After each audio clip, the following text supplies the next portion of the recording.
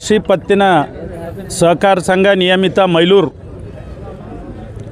ಬೀದರ್ ನಗರದ ಮಧ್ಯಭಾಗದಲ್ಲಿರುವಂಥ ಈ ಒಂದು PKPS ಸಂಸ್ಥೆಯ ಚುನಾವಣೆ ನಡೆದಿದ್ದು ವಸಂತಣ್ಣವ್ರ ಮೇಲೆ ಬರ್ರಿ ಚುನಾವಣೆ ನಡೆದಿದ್ದು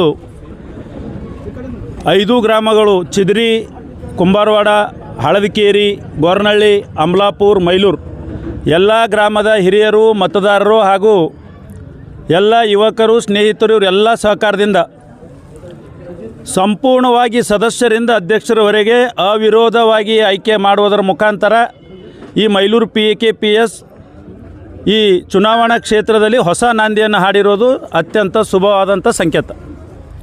ಚುನಾವಣೆ ಮಾಡೋದು ಸಣ್ಣ ಸಣ್ಣ ಊರುಗಳಲ್ಲಿ 2 ಪಾರ್ಟಿ ಮಾಡೋದು, 2 ಭಾಗ ಆಗೋದು, ಹಂಚೋಗೋದು, ಒಬ್ಬರು ಮನಸ್ತಾಪ ಮಾಡೋದು ಯಾವುದೇ ಇರಲಾರ್ದೆ ಈ ಸಂಪೂರ್ಣವಾದಂಥ 5 ಗ್ರಾಮದ ಹಿರಿಯರು, ಯುವಕರು ಎಲ್ಲರೂ ಸೇರಿ ಸುಮಾರು 30 ಜನ ನಾಮಿನೇಷನ್ ಹಾಕಿದರು.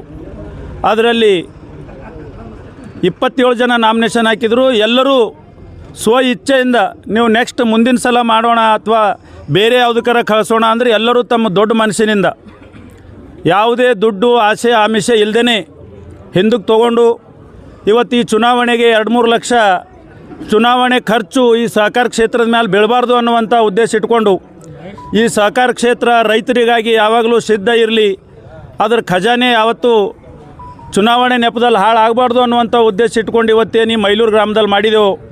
ಎಲ್ಲ ಗ್ರಾಮದ ಹಿರಿಯರಿಗೆ, ಎಲ್ಲ ಚುನಾಯಿತ ಪ್ರತಿನಿಧಿಗಳಿಗೆ, ಎಲ್ಲ ಮತದಾರರಿಗೆ, ಎಲ್ಲ ನನ್ನ ಸ್ನೇಹಿತರಿಗೆ ಇನ್ನೊಂದು ಸಲ ಕೋಟಿ ಧನ್ಯವಾದಗಳನ್ನು ಹೇಳ್ತೇನೆ.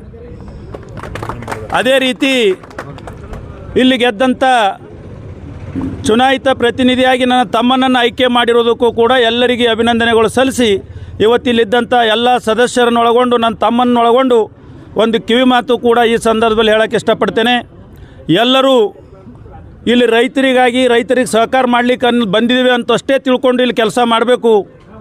ಯಾರು ಯಾವುದೇ ಜಗಳಗಳು, ದುರುದ್ದೇಶಗಳು, ಯಾರು ಬೇರೆ ಉದ್ದೇಶ ಇರಲಾರ್ದೇ ಈ ಸಹಕಾರ ಸಂಘ ನಡೆಸ್ತೀರಿ ಅನ್ನುವಂಥ ವಿಶ್ವಾಸದೊಂದಿಗೆ 5 ಗ್ರಾಮದ ಎಲ್ಲ ಹಿರಿಯರಿಗೆ ಅಭಿನಂದನೆಗಳನ್ನು ಸಲ್ಲಿಸಿ ಇವತ್ತು ಈ ಚುನಾವಣೆಯ ಪ್ರಕ್ರಿಯೆಯನ್ನು ಮುಗಿಸ್ತೇವೆ.